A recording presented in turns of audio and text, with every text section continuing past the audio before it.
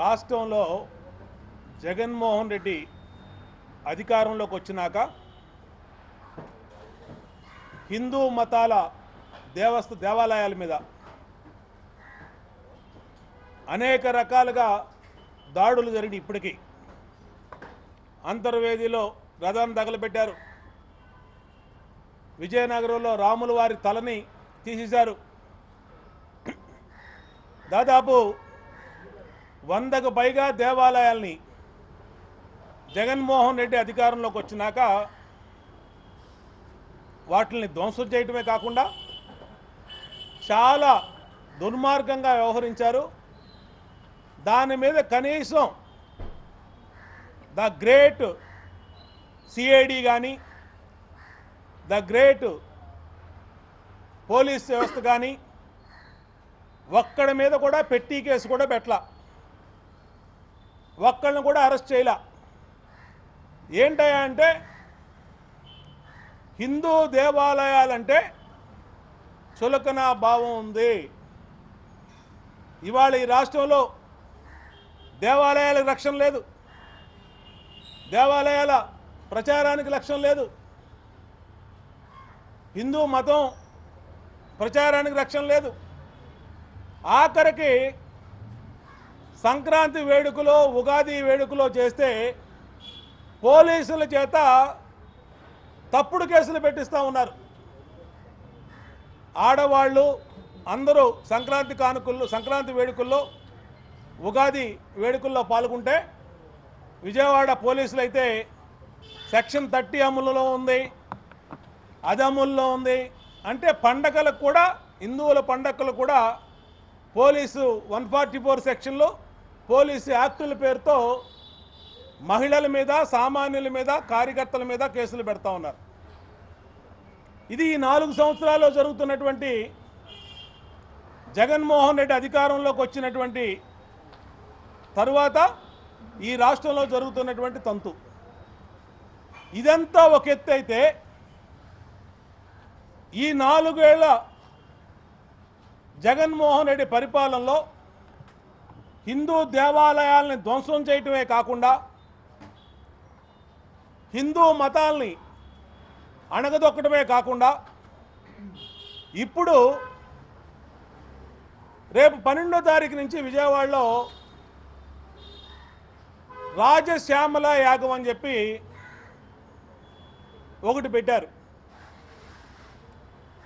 12 నుంచి 17వ తారీఖు దాకా. దేనికి పెట్టారయ్యా ఇదని అడిగితే మళ్ళా జగన్మోహన్ రెడ్డి ముఖ్యమంత్రి కావడం కోసం, జగన్మోహన్ రెడ్డి ముఖ్యమంత్రి కావడం కోసం మహారాజశ్యామల యాగం అని చెప్పి ఇందిరాగాంధీ మున్సిపల్ స్టేడియంలో పెట్టి, పోనీ దీనికి జగన్మోహన్ రెడ్డి ముఖ్యమంత్రి అవడం కోసం ఏదైనా వైసీపీ లేదంటే జగన్మోహన్ రెడ్డి ఇంటిలో నేల మాళిగల్లో ఉన్న డబ్బుని ఖర్చు పెట్టుకుంటే ఎవరికి అభ్యంతరం లేదు. లేదంటే అవినీతి, జగన్మోహన్ రెడ్డి అనుచరులు సంపాదించిన అవినీతి డబ్బుతో చేసుకుంటే ఎవరికి ఇబ్బంది లేదు. రాష్ట్రంలోని ప్రసిద్ధ దేవాలయాలకు చెందినటువంటి 10 కోట్ల రూపాయల నిధులతో 10 కోట్లు, టీటీడీ నుంచి 2.5 కోట్లు, అలాగే మిగిలినటువంటి ప్రసిద్ధ దేవాలయాల నుంచి 50 లక్షలు, 70 లక్షలు, 60 లక్షలు ఇలాగా త్రూ ఎండోమెంట్ నుంచి రాజశ్యామల యాగానికి 10 కోట్ల రూపాయలు ఖర్చు పెట్టే ఈ యాగం దేనికని అడిగితే మళ్ళా జగన్మోహన్ రెడ్డి ముఖ్యమంత్రి కావటం కోసం.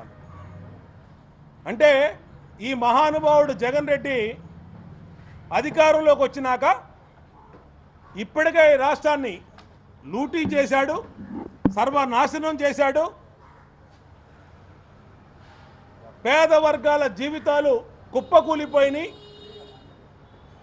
పేదవాళ్ళు కుదేలైపోయారు. ఈ 4 ఏళ్లకే ఒక్క ఛాన్స్కే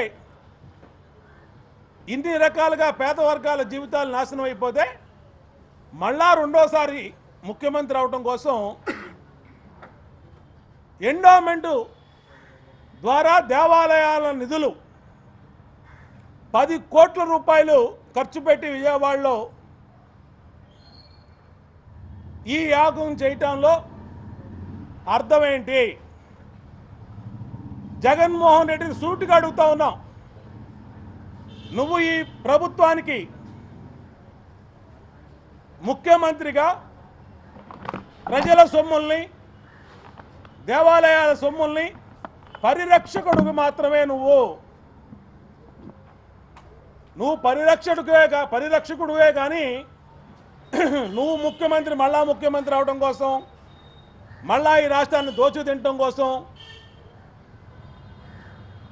నీకు ప్రభుత్వ ధనం దుర్వినియోగం చేస్తూ ప్రభుత్వ ధనం ఖర్చుతో ఈ హోమాలు, యాగాలు, గుడుల సొమ్ముతో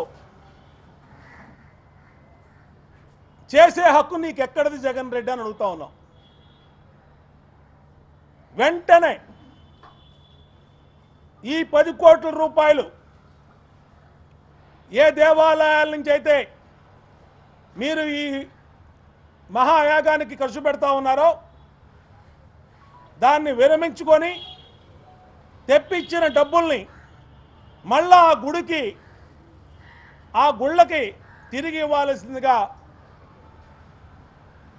వైఎస్ఆర్ కాంగ్రెస్ పార్టీని, ముఖ్యమంత్రి జగన్మోహన్ రెడ్డికి తీవ్రంగా హిందూ మనోభావాలు దెబ్బతింటా ఉన్నాయి. తీవ్రంగా చెప్తా ఉన్నాం జగన్మోహన్ రెడ్డికి. ఇప్పటికైనా అసలు నువ్వు ఏ మతాన్ని ఆచరిస్తావు?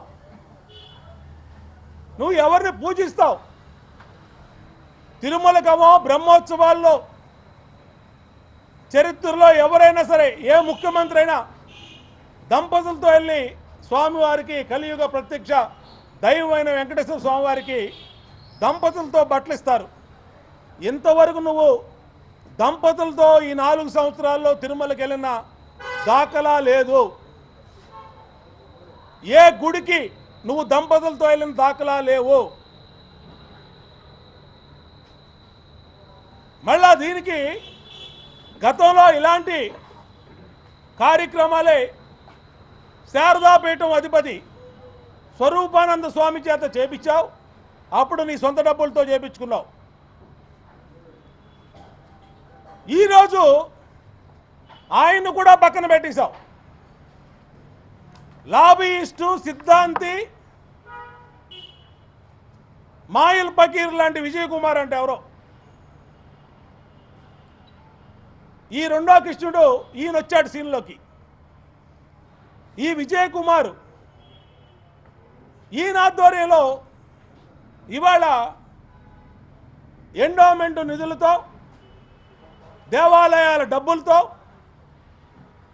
జగన్మోహన్ రెడ్డి రెండోసారి ముఖ్యమంత్రి అవడం కోసం ఈ యాగాన్ని ఇక్కడ చేయటం, దీనికి ఐపీఎస్ అధికారులు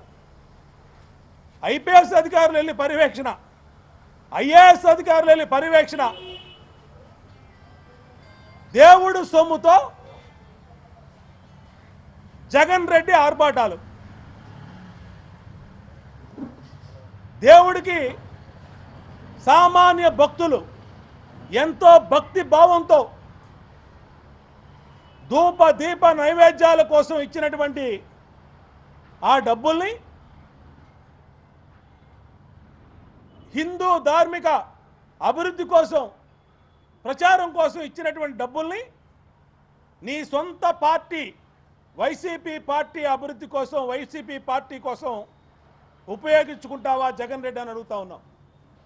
ఎక్కడిది నీకు ఈ హక్కు? నీకు రెండోసారి ముఖ్యమంత్రి అవ్వాలనో, లేదంటే నీకు ఆ సిద్ధాంతో హోమాలు చేసే విజయ్ కుమారో, నీకు మహారాజస్వామి యాగం చేయాలని చెప్తే చేసుకో. నీ వైసీపీ డబ్బులతో చేసుకో, నీ సొంత డబ్బులతో చేసుకో. దేవాలయాల డబ్బు ఇవాళ కోట్ల రూపాయలు నువ్వు రెండోసారి ముఖ్యమంత్రిగా అవటం కోసం ఖర్చు పెట్టే హక్కు నీకు ఎక్కడదే? ఇవాళ హిందువులందరూ బాధపడుతున్నారు. హిందూ మనోభావాలు దెబ్బతింటా ఉన్నాయి. ఇప్పటికే అసలు నువ్వు ఏ మతాన్ని ఆచరిస్తావు? నువ్వు బయటకు చెప్పొచ్చి నువ్వు హిందూ మతానువా లేదంటే ఇంకొక మతానువా? ఏ మతాన్ని ఆచరిస్తావో చెప్పు. నువ్వు ఇంతవరకు చెప్పడు. ఇంతవరకు అది ఎక్కడా బయటపెట్టడు. ఒక పరమ పవిత్రమైనటువంటి మహారాజశ్యామలాదేవి మహాయజ్ఞంలో సంకల్పం తీసుకోవాలంటే అతను హిందూ ధర్మం ఆచరించేవాడై ఉండాలా. నువ్వెవరు? నీకెక్కడిది? నీ ఇష్టానుసారం నువ్వు ముఖ్యమంత్రి పదవిలో ఉన్నావని, అధికారం ఉంది కదా అని నువ్వు టీటీడీ నుంచి దేవాలయాల నుంచి డబ్బులు తీసుకొని దానికి నీ ఆఫీస్ నుంచి ఒక అధికారిని నియమించి దేవాలయాల అభివృద్ధి కోసం, హిందూ ప్రచార అభివృద్ధి కోసం, దేవాలయాల్లో ధూపదీప నైవేద్యాలు ఈ రాష్ట్రంలో ప్రతి గుళ్ళో కూడా జరగాలని పరమ భక్తితో ఇచ్చినటువంటి డబ్బుల్ని నీ పార్టీ ప్రయోజనాల కోసం, నీ సొంత ప్రయోజనాల కోసం వాడుకునే హక్కు నీకు లేదు జగన్మోహన్ రెడ్డి అని చెప్తా ఉన్నాం. దీన్ని వెంటనే ఆ డబ్బుల్ని ఆ టెంపుల్స్కి తిరిగి జమ చేసి అది ఓపెన్గా నువ్వు నీ అధికారులతోనో నీ సలహాదారులతోనో అనౌన్స్మెంట్ కూడా చేయించమని డిమాండ్ చేస్తూ ఉన్నాం.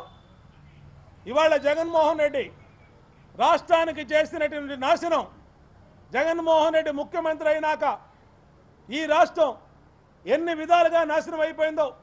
అభివృద్ధి లేదు, క్రైమ్కి క్యాపిటల్ అయిపోయింది, డ్రగ్స్కి క్యాపిటల్ అయిపోయింది, నిరుద్యోగానికి దేశంలోనే నెంబర్ 1 అయింది,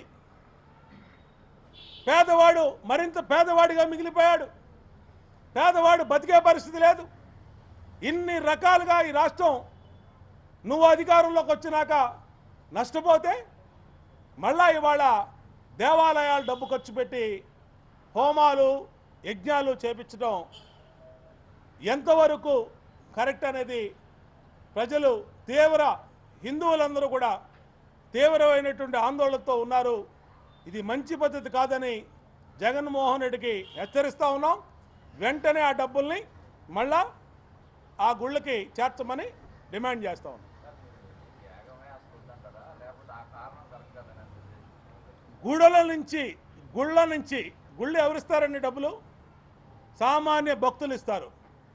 ఇప్పటికే గుళ్ళ మీద ఎండోమెంట్ పెత్తనం ఏంటనేది మితిమీరమైనటువంటి పెత్తనం ఈ 4 సంవత్సరాల్లో పెరిగిపోయిందనేది భక్తుల, ప్రజల, హిందువుల మనోభావాలు.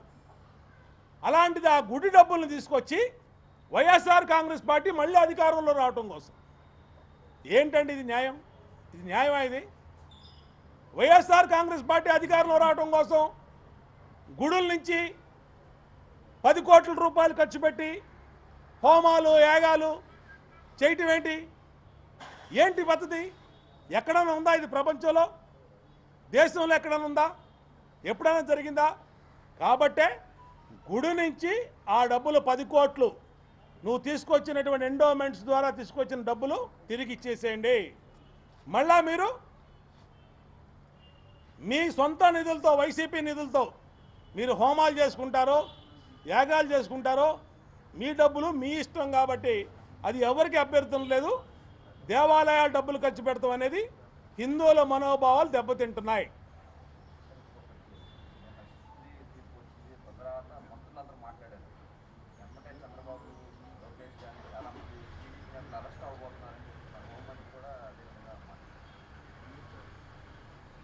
రెండు 2019 ముందు ఇలాంటి సొల్లు కబుర్లే చెప్పి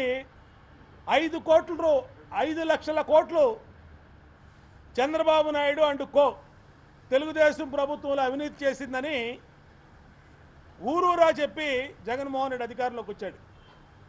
ఇవాళ 4 సంవత్సరాలైంది నువ్వు అధికారంలోకి వచ్చి దాటింది. ఏం పీకావు జగన్ రెడ్డి అని అడుగుతా ఉన్నాం. ఎక్కడైనా ఒక్కటి పట్టుకోగలిగావా? నువ్వు సిట్ అంటున్నావు. సిట్లో ఎవరన్నా అంతరిక్షం నుంచి అధికారులు వస్తారా? అమెరికా నుంచి ఏమైనా అధికారులు వస్తారా? ఢిల్లీ నుంచి ఏమైనా అధికారులు వచ్చి సిట్లో ఉంటారా? ఇక్కడున్న వాళ్ళే సిట్లో ఉంటారు. ఈ 4 సంవత్సరాలుగా నువ్వు అనేక మంది మీద తప్పుడు కేసులు పెట్టావు. ఒక్క కేసులో కనీసం ఛార్జ్ షీట్ కూడా వేయలేకపోయావు. ఒక్క కేసులో వేయలేకపోయావు. తప్పుడు కేసులు పెట్టావు. మళ్ళా ఇవాళ సిట్టు ఢిల్లీకి హైకోర్టు సుప్రీంకోర్టు వేసుకోమంది అరెస్టులు చేస్తాం మేము అంటున్నావు. ఈ 4 సంవత్సరాలు ఎందుకు చేయలేకపోయావు? ఎవరన్నా ఆపారు నిన్ను? ఎవరు ఆపలేదే. నువ్వు మొట్టమొదటి ముఖ్యమంత్రి అయినాక తాడేపల్లిలో అధికారులతో సమావేశం పెట్టి టాప్ మోస్ట్ ఐఏఎస్ ఐపీఎస్ అధికారులతో సమావేశం పెట్టి చంద్రబాబు నాయుడు అవినీతిని, గత ప్రభుత్వంలో అవినీతిని బయట పెడితే సన్మానం చేస్తాను, మీకు ప్రమోషన్లు ఇస్తాను అని అనేకమైనటువంటి అంశాలు చెప్పావు.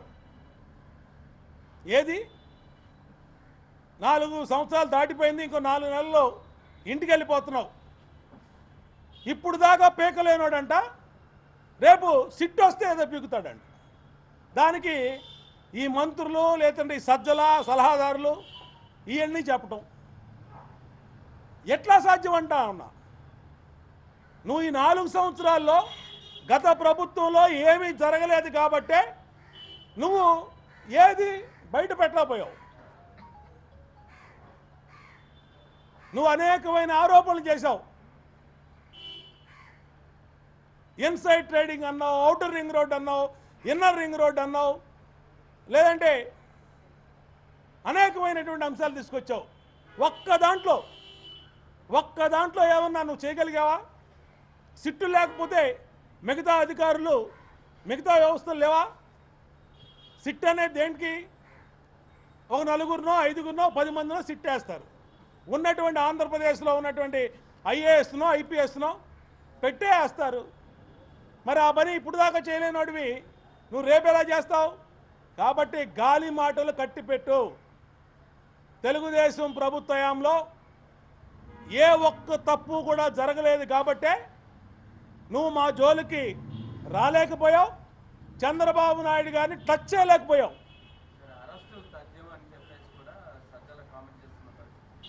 ఎవరు? అవినాష్ అరెస్ట్ ఖాయం. అవినాష్ తర్వాత తాడేపల్లి తలుపులు తడతాం ఖాయం. నేను అదే అంటున్నా. 4 సంవత్సరాలు దాటిపోయినాక ఇప్పుడు దాకా నువ్వు చేయలేనోడివి, ఇప్పుడు దాకా నువ్వు ఏ తప్పు బయట పెట్టలేనోడివి ఇప్పుడు ఎలా పడతావు? ఈ 4 సంవత్సరాల టైం సరిపోలేదా? ఈ చివరి 4 నెలలు నువ్వు ఏమన్నా పీకడానికి టైమా ఇది? కాబట్టి ఇవన్నీ కూడా మీడియా ముందు స్టేట్మెంట్లు ఇవ్వడానికి పనికొస్తాయి. ప్రజల్ని ఇంకా మేమేదో చేస్తాం, ఎందుకంటే వైసీపీ కుప్పకూలిపోతూ ఉంది. క్యాడర్ను నిలబెట్టుకోవాలి, ఎమ్మెల్యేలు నిలబెట్టుకోవాలి. ఎమ్మెల్యేలు పారిపోతున్నారు. మంత్రులు ఏం చేయాలో దిక్కుతోచని పరిస్థితుల్లో మంత్రులు ఉన్నారు. సమన్వయకర్తలుగా ఉన్నటువంటి మాజీ మంత్రులు మాకొద్దు ఈ పదవులని మొహాన్ని కొట్టి తాడేపల్లిలో బయటికి వెళ్ళిపోతున్నారు. ఏదో విధంగా వాళ్ళ కార్యకర్తలకి, ఎమ్మెల్యేలకి, సమన్వయకర్తలకి, మంత్రులకి ఒక భరోసా ఇవ్వటం కోసం ఇలాంటి పుడింగిలందరూ బయటకు వచ్చి ఇచ్చేస్తాం ఏం చేయడానికి? ఏం చేస్తారు ఇప్పుడు? 4 సంవత్సరాలు ఏం చేయలేని వాళ్ళు ఇంకా 4 నెలల్లోనో 6 నెలల్లోనో ఏం చేస్తారు మీరు? కాబట్టి ప్రజల్ని మీరు తక్కువ అంచనా వేయద్దు. సజ్జల రామకృష్ణారెడ్డి కానీ, మంత్రులకు కానీ, జగన్మోహన్ రెడ్డి కానీ చెప్తా ఉన్నాం. ప్రతిదీ కూడా ప్రజలు చాలా నిశితంగా గమనిస్తున్నారు. ఇవాళ ప్రజల్లో ఉన్న వ్యతిరేకత వల్లే దాదాపు 50 మంది ఎమ్మెల్యేలు సీట్లు వద్దంటా ఉన్నారు. నీ మాజీ మంత్రులు సమన్వయకర్తలుగా మాకు ఈ పదవులు వద్దు, పార్టీ పదవులు వద్దు, రాజీనామా చేస్తామంటున్నారు. చేసి బయటికి వెళ్ళిపోయారు. పార్టీలో రేపు మాకు టికెట్ కూడా వద్దనే వాళ్ళు 50 మంది ఉన్నారు. దిక్కుతోచని స్థితిలో వైఎస్ఆర్ కాంగ్రెస్ పార్టీ మళ్ళా డైవర్షన్ పాలిటిక్స్లో భాగంగా, ఎందుకంటే ఇవాళ తమ్ముడు అవినాష్ రెడ్డిని వేసేపోతా ఉన్నారు. 4 సంవత్సరాలైంది సొంత బాబాయ్ హత్య కేసులో నువ్వు ముద్దాయిని పట్టుకోలేకపోయావు.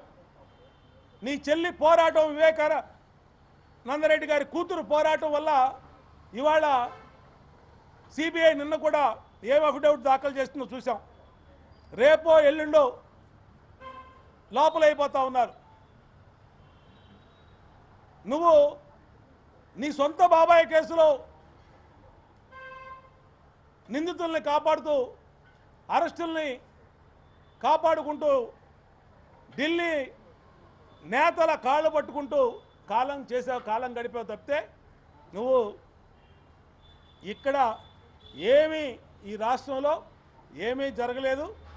ఈ రాష్ట్రంలో గత ప్రభుత్వంలో చంద్రబాబు గారి ప్రభుత్వంలో ఏమీ జరగలేదనే విషయాన్ని, ఏ తప్పు జరగలేదనే విషయాన్ని మళ్ళీ చెప్తా ఉన్నాను.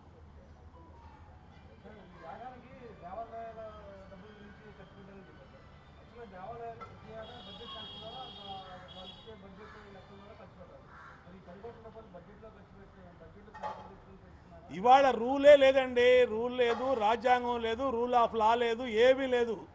తాడేపల్లి నుంచి ఆదేశాలు వస్తే దున్నపోతు ఈనిందంటే దూడను కట్టేయండి బయలుదేరి అధికారులు ఇమీడియట్గా వెళ్ళటం, ఆ గుళ్ళకున్న ఈవోల మీద, పాలక మండలి మీద, పీకల మీద కత్తి పెట్టి ఆ డబ్బులు తెప్పించుకోవడం, దాన్ని ఇలా చేయటం. ఎక్కడా కూడా రూల్ పొజిషన్లో ఇలాంటి టీటీడీలో నేను బోర్డు మెంబర్గా పనిచేశా. టీటీడీ బోర్డు మెంబర్గా టీటీడీలో ఇలాంటి ప్రచారాలకి టీటీడీ నిధులను వాడకూడదని స్పష్టంగా ఉంది. ఎక్కడా కూడా ఇలాంటి లేదు. ఇలాంటి అన్ని ఓవర్లుక్ చేసి అధికారుల మీద కత్తులు పెట్టి ఇలాంటి చేస్తూ ఉన్నారు ఈ ప్రభుత్వం. తప్పితే బడ్జెట్కి సంబంధం లేదు. అసలు గుడు నిధులే వేరే దానికి వాడకూడదని స్పష్టంగా ఎండోమెంటు యాక్ట్లో ఉంది. ఇంకే ప్రత్యేకంగా ఎవరు చెప్పాల్సిన అవసరం